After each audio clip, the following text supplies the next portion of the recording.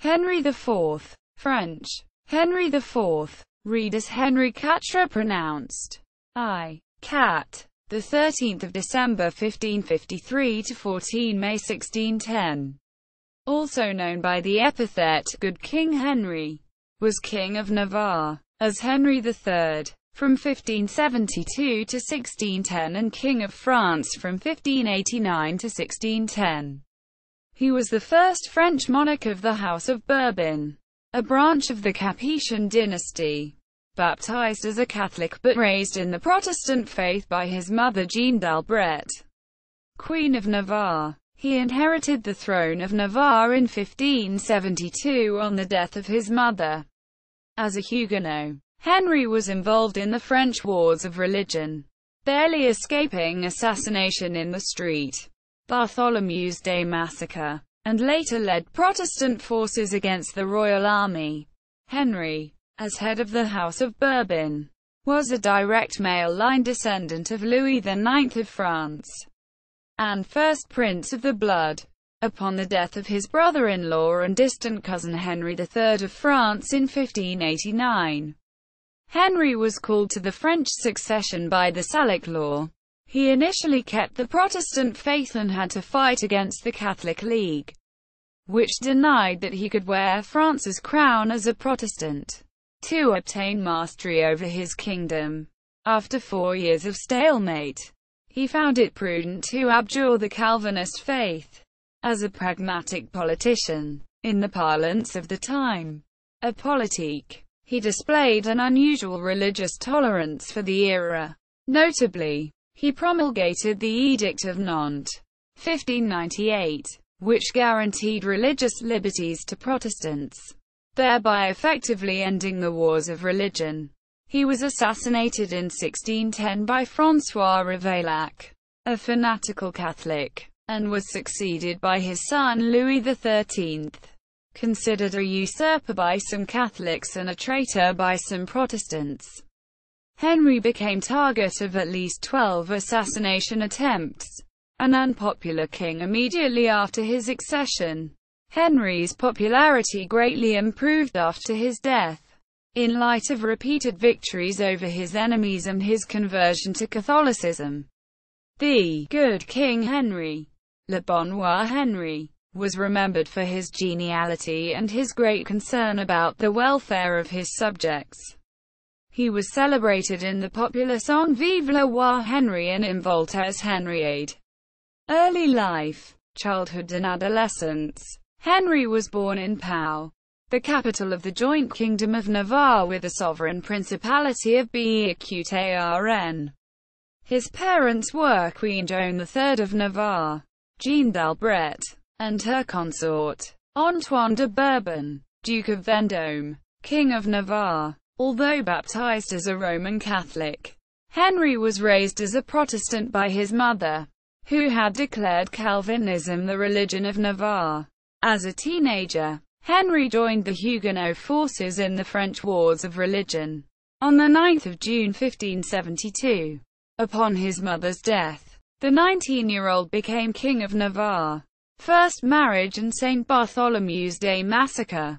At Queen Joan's death, it was arranged for Henry to marry Margaret of Valois, daughter of Henri II and Catherine de' Medici. The wedding took place in Paris on 18 August 1572 on the parvis of Notre Dame Cathedral. On 24 August, the St. Bartholomew's Day massacre began in Paris. Several thousand Protestants who had come to Paris for Henry's wedding were killed, as well as thousands more throughout the country in the days that followed. Henry narrowly escaped death thanks to the help of his wife and his promise to convert to Catholicism. He was made to live at the court of France, but he escaped in early 1576. On 5 February of that year, he formally abjured Catholicism at Tours and rejoined the Protestant forces in the military conflict. He named his 16-year-old sister, Catherine de Bourbon, regent of ʁi.katʁ. Catherine held the regency for nearly 30 years. Wars of religion. Henry became heir presumptive to the French throne in 1584 upon the death of Francis, Duke of Anjou, brother and heir to the Catholic Henri III, who had succeeded Charles IX in 1574. Because Henri of Navarre was the next senior agnatic descendant of King Louis IX, King Henri III had no choice but to recognize him as the legitimate successor. Salic law barred the king's sisters and all others who could claim descent through only the female line from inheriting. Since Henri of Navarre was a Huguenot, the issue was not considered settled in many quarters of the country, and France was plunged into a phase of the wars of religion known as the War of the Three Henris. Henri III and Henri of Navarre were two of these Henris. The third was Henri I, Duke of Guise, who pushed for complete suppression of the Huguenots and had much support among Catholic loyalists.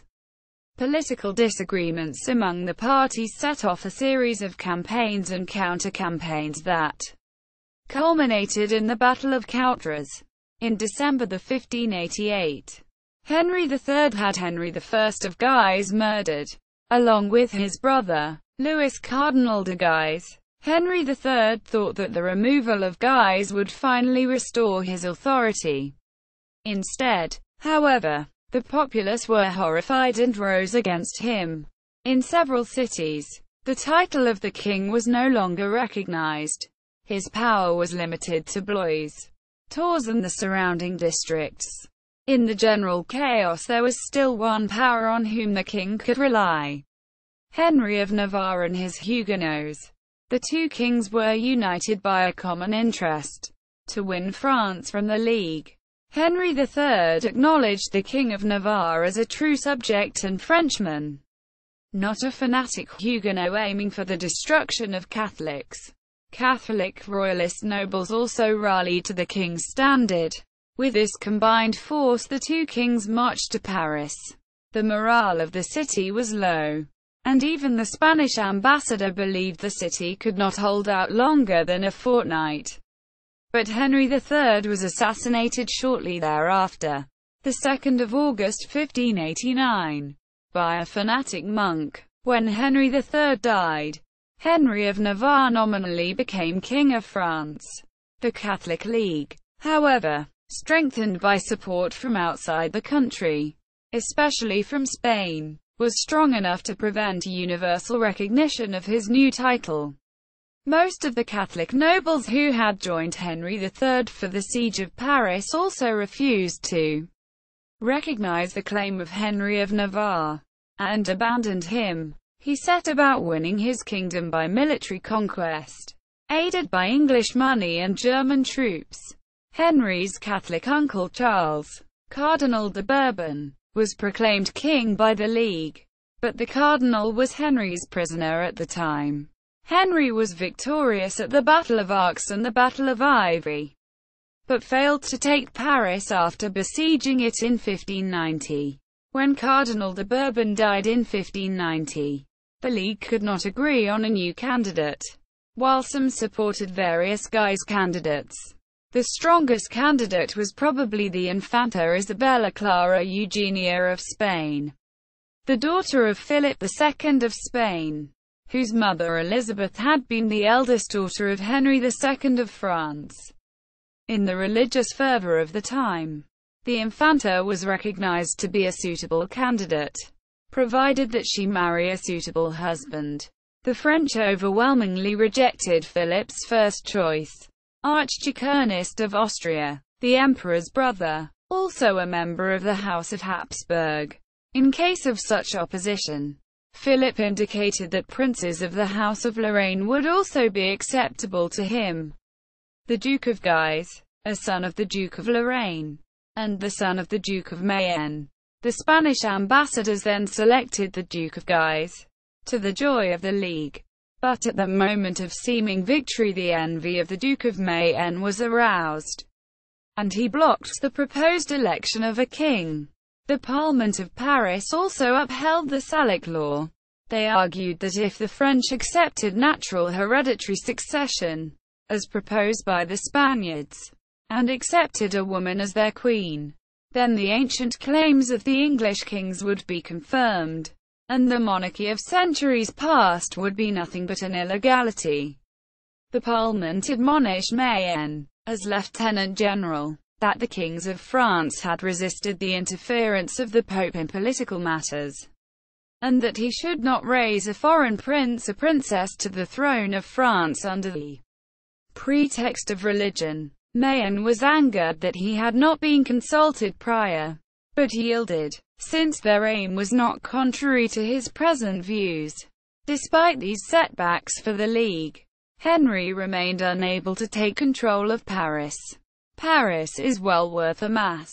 On the 25th of July 1593, with the encouragement of his great love, Gabrielle d'Estrées, Henry permanently renounced Protestantism and converted to Roman Catholicism, not based on an honest belief in Catholicism, but instead for the purpose of obtaining the French crown, thereby earning the resentment of the Huguenots and his former ally Queen Elizabeth I of England. He was said to have declared that Paris vaut bien une messe. Paris is well worth a mass. Although there is some doubt whether he said this, or whether the statement was attributed to him by his contemporaries, his acceptance of Roman Catholicism secured the allegiance of the vast majority of his subjects. Since Reims, the traditional location for the coronation of French kings, was still occupied by the Catholic League, he was crowned King of France at the Cathedral of Chartres on 27 February 1594.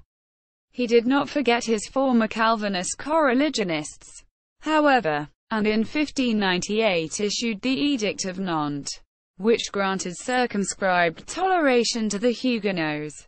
Second marriage. Henry's first marriage was not a happy one, and the couple remained childless.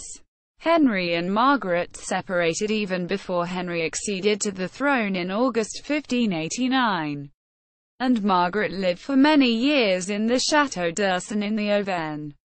After Henry became King of France, it was of the utmost importance that he provide an heir to the crown to avoid the problem of a disputed succession. Henry favored the idea of obtaining an annulment of his marriage to Margaret and taking Gabrielle d'Estrées as his bride. After all, she had already borne him 3 children.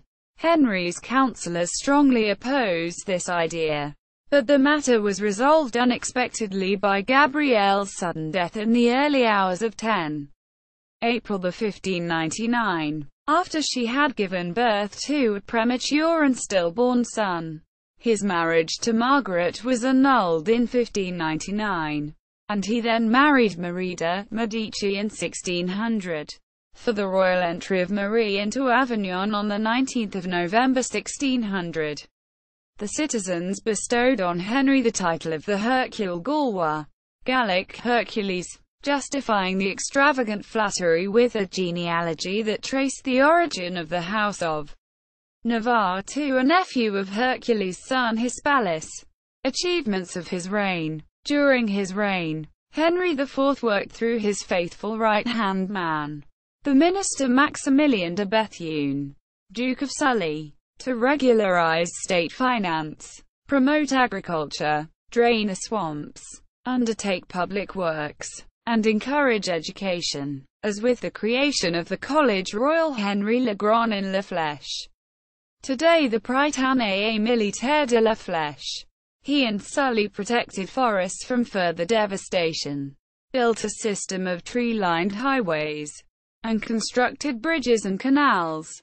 He had a 1,200-meter canal built in the park at the Château Fontainebleau, which may be fished today, and ordered the planting of pines, elms, and fruit trees. He used one construction project to attract attention to his power.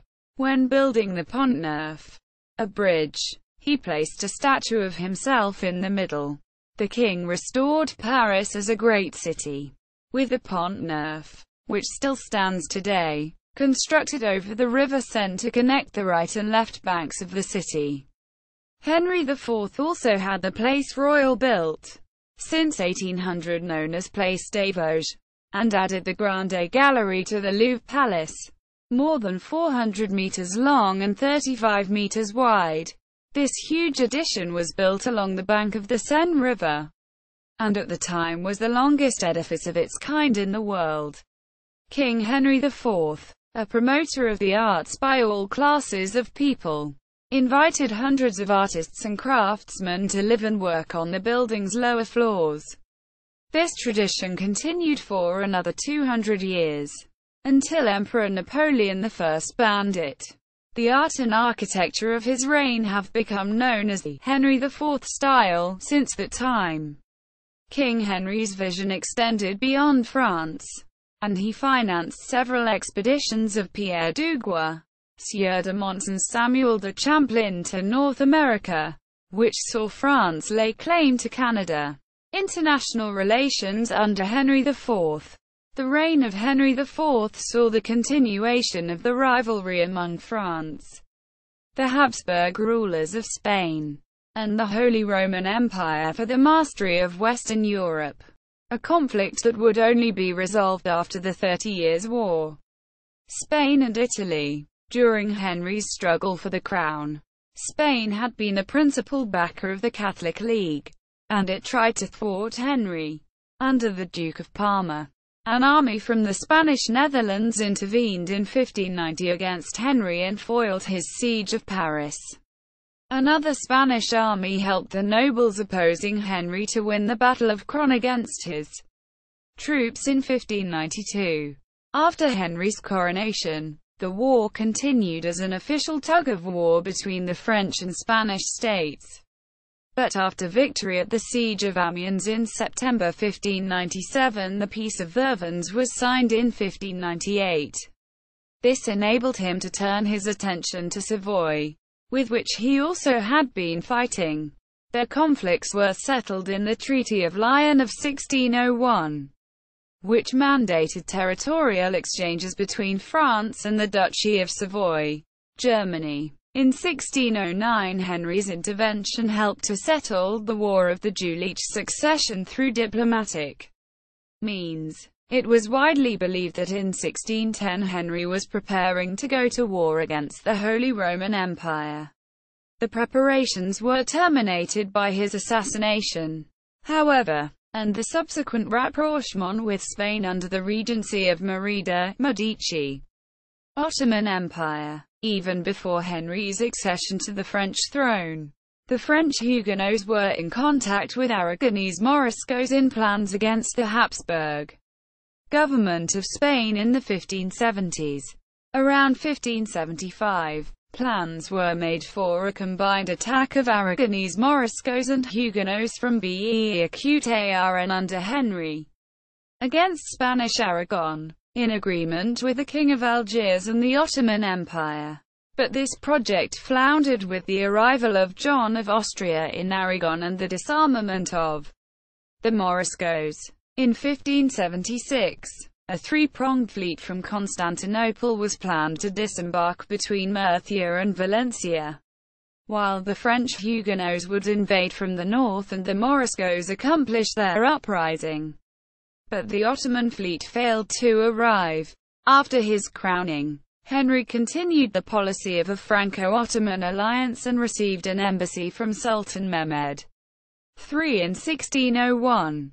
In 1604, a peace treaty and capitulation was signed between Henry IV and the Ottoman Sultan Ahmet I.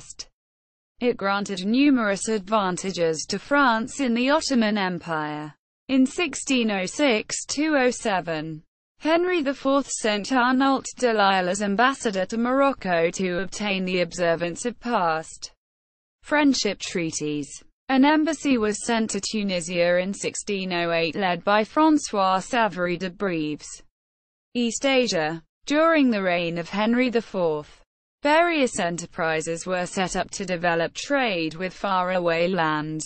In December 1600, a company was formed through the Association of St. Malo, Laval, and Vitré to trade with the Moluccas and Japan. Two ships, the Croissant and the Corbin, were sent around the Cape of Good Hope in May 1601. One was wrecked in the Maldives, leading to the adventure of François de Laval, who managed to return to France in 1611. The second ship, carrying François-Martin de Vitré, reached Ceylon and traded with Aceh in Sumatra, but was captured by the Dutch on the return leg at Cape Finisterre. François-Martin de Vitré was the first Frenchman to write an account of travels to the Far East in 1604, at the request of Henri IV, and from that time numerous accounts on Asia would be published. From 1604 to 1609. Following the return of François-Martin de Vitré, Henry developed a strong enthusiasm for travel to Asia and attempted to set up a French East India Company on the model of England and the Netherlands. On 1 June 1604, he issued letters patent to Dieppe merchants to form the Dieppe Company, giving them exclusive rights to Asian trade for 15 years. No ships were sent, however, until 1616. In 1609, another adventurer, Pierre-Olivier Malaby, returned from a circumnavigation of the globe and informed Henry of his adventures. He had visited China and India, and had an encounter with Akbar. Character: Henry IV proved to be a man of vision and courage. Instead of waging costly wars to suppress opposing nobles, Henry simply paid them off. As king, he adopted policies and undertook projects to improve the lives of all subjects, which made him one of the country's most popular rulers ever. Henry is said to have originated the oft-repeated phrase, "a chicken in every pot." The context for that phrase, see ʁi.katʁ, je ferai quilny or appoint de laborer en mon royaume qui nait les moyens d'avoir le dimanche, une poule dans son pot. If God keeps me, I will make sure that no peasant in my realm will lack the means to have a chicken in the pot on Sunday. This statement epitomizes the peace and relative prosperity which Henry brought to France after decades of religious war, and demonstrates how well he understood the plight of the French worker and peasant farmer. This real concern for the living conditions of the lowly population, who in the final analysis provided the economic basis for the power of the king and the great nobles, was perhaps without parallel among the kings of France. Following his death, Henry would be remembered fondly by most of the population. Henry's forthright manner, physical courage, and military successes also contrasted dramatically with the sickly, effete languor of the last Valois kings, as evinced by his blunt assertion that he ruled with weapon in hand and ass in the saddle. On a le bras armé et le cul sur le selle. He was also a great philanderer, fathering many children by a number of mistresses. Nicknames: Henry was nicknamed the Great, Henry le Grand, and in France is also called le Bon Roi Henry, the Good King Henry, or le Vert Gallant, the Green Gallant, for his numerous mistresses. In English, he is most often referred to as Henri of Navarre. Assassination: Henry was the subject of attempts on his life by Pierre Barrière in August 1593 and Jeanne Châtel in December 1594. In the third assassination attempt, King Henry IV was killed in Paris on 14 May 1610 by a Catholic fanatic, François Ravaillac, who stabbed him in the Rue de la Ferronnerie. Henry's coach was stopped by traffic congestion related to the Queen's coronation ceremony, as depicted in the engraving by Gaspard Boutats. Hercule de Rohan, Duc de Montbazon, was with him when he was killed. Montbazon was wounded, but survived. Henry was buried at the St. Denis Basilica. His widow, Marie de' Medici, served as regent for their 9-year-old son, Louis XIII, until 1617. Legacy: The reign of Henry IV had a lasting impact on the French people for generations afterward. A statue was erected in his honor at the Pont Neuf in 1614, 4 years after his death. Although this statue, as well as those of all the other French kings, was torn down during the French Revolution, it was the first to be rebuilt in 1818, and it stands today on the Pont Neuf. A cult surrounding the personality of Henry IV emerged during the Bourbon Restoration. The restored Bourbons were keen to play down the controversial reigns of Louis XV and Louis XVI, and instead emphasized the reign of the benevolent Henry IV. The song Marche Henry IV, Long Live Henry IV, was popular during the Restoration. In addition, when Princess Caroline of Naples and Sicily, a descendant of his, gave birth to a male heir to the throne of France 7 months after the assassination of her husband Charles Ferdinand, Duke of Berry, by a Republican fanatic, the boy was conspicuously named Henry in reference to his forefather Henry IV. The boy also was baptized in the traditional way of ʁi.katʁ, Navarre, with a spoon of Durancan wine and some garlic, imitating the manner in which Henry IV had been baptized in Pau. That custom had been abandoned by later Bourbon kings. Henry IV's popularity continued when the first edition of his biography, Histoire du Roi Henri le Grand, was published in Amsterdam in 1661. It was written by Hadewin de Peyrefixe de Beaumont, successively Bishop of Rodez and Archbishop of Paris, primarily for the edification of Louis XIV, grandson of Henry IV. A translation into English was made by James Dauncey for another grandson, King Charles II of England. An English edition was derived from this, which was published at London in 1663. Henry served as the loose inspiration behind Ferdinand, the King of Navarre, in William Shakespeare's Love's Labour's Lost. Genealogy, Ancestors, Patrilineal Descent, Religion. Henry IV was baptized a Roman Catholic on January 5, 1554. He was raised Reformed by his mother Jeanne III of Navarre. In 1572, after the massacre of French Calvinists, he was forced by Catherine de' Medici and other powerful Roman Catholic royalty to convert. In 1576, as he managed to escape from Paris, he abjured Roman Catholicism and returned to Calvinism. In 1593, in order to become King of France rather than by his own beliefs, he converted again to Roman Catholicism. Although a formal Roman Catholic, he valued his Calvinist upbringing and was tolerant toward the Huguenots until his death in 1610, and issued the Edict of Nantes, which granted many concessions to them.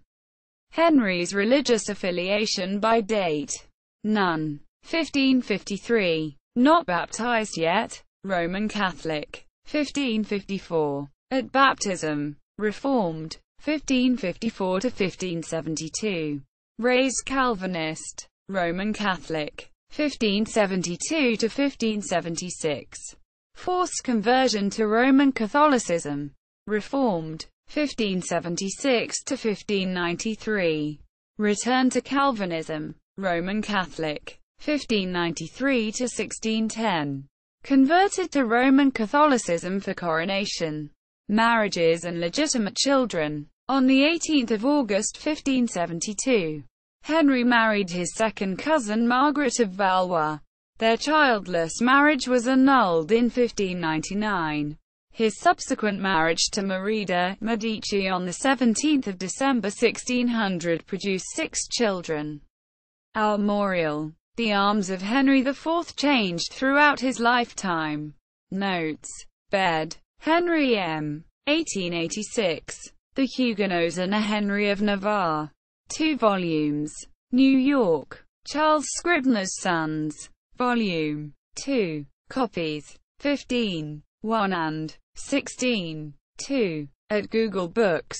Baumgartner, Frederick J. 1995. France in the 16th Century. London. Macmillan. ISBN 0-333-62088-7. Delacroix, René. De Castries. Duke. 1979. The Lives of the Kings and Queens of France. New York. Alfred A. Knopf. ISBN 0-394-50734-7. Dupuy, Trevor N. Johnson. Curtin Bongard. David L. 1995. The Harper Encyclopedia of Military Biography. Castle Books. ISBN 0-7858-0437-4. Holt, Mac P. 2005. The French Wars of Religion. 1562–1629. Cambridge. Cambridge University Press. ISBN 0-521-83872-X.